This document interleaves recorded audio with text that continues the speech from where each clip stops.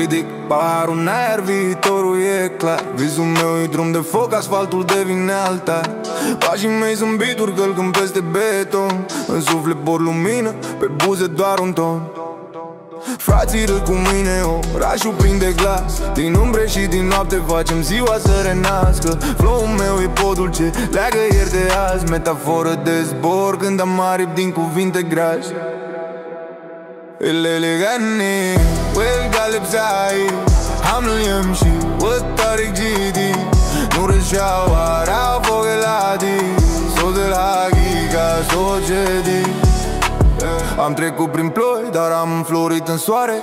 Versurile în tarme transform durerea în flore. Cartierul știe tot, dar nu mă ține jos. Cuvintele sunt chei, deschid viitor frumos.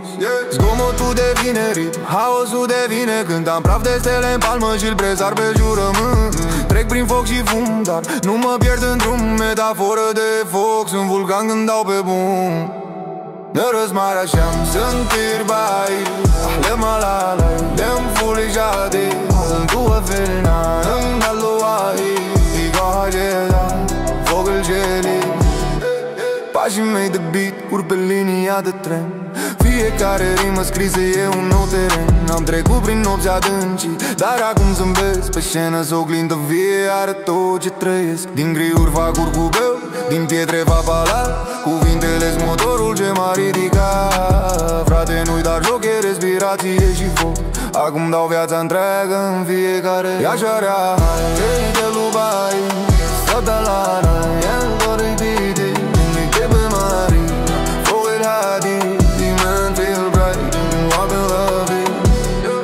Frații lângă mine, paharele s-aprinse. Pe beat punem speranțe, visele sunt scrise. Orașul e orchestră, blocurile cântă. Metaforă de vânt, rimele mă înalță. Nu mă las de vis, că-i prea real să-l vând. Fiecare vers e scut, fiecare rimă legământ. Clipă după clipă, mai sus mă ridic. Rapul meu e foc, iar prezentul e magie.